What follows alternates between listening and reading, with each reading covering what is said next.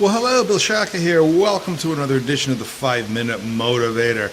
Welcome to a rainy Tamarindo, Costa Rica. Hey, can't shine. The sun can't shine every day, can it?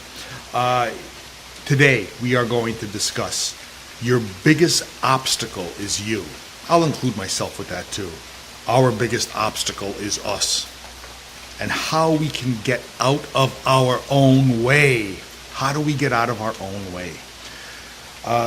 Wayne Dyer was very fond of saying that the problem isn't that we aren't receiving enough.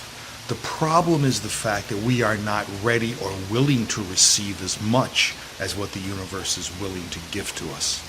The problem doesn't reside with what's coming to us. The problem resides in our ability to absorb it. How do we get out of our own way? You know, folks, this is a personal journey. And it's something that, if this is important to you, if you don't think you're making the progress that you should be making, if you don't think you're making the contributions that you should be making, and you know you can, and it's just that there's something in the way, there's something blocking you. It might be you. Let's go over a couple ideas in terms of what we can do to get out of our own way. Here's the first thing that I would suggest you do. Stop thinking. Stop thinking. Feel. Now, I'm not suggesting you do this 24 hours a day. It would be a very good idea if you think when you are driving. Okay? It would be a very good idea at work if you're closing out the books at the end of the month and you have to come up with the trial balance. It'd be very good if you think through that stuff. But a couple minutes a day, in the morning, in the afternoon, at night, stop. Concentrate. Think. I refer you to Charles Haanel's book, The Master Key. If you read at the end of every chapter, his takeaway is always the same. Sit for a few minutes and concentrate, and really concentrate on what is important to you. Think for a few unbridled minutes. That's the first thing I could tell you, is to think, but then transform that thought into feelings. How do you feel about where you are? So thinking and feeling are related. Let me go a little bit further.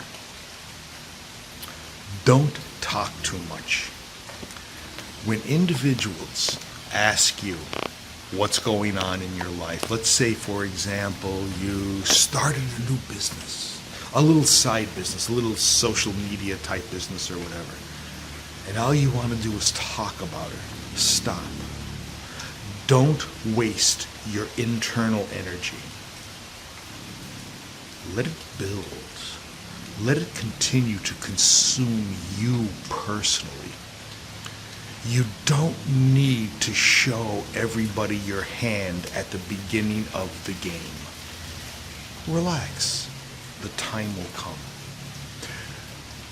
The idea of holding back something is an extremely important idea, and it goes back centuries in terms of the writers that suggest that.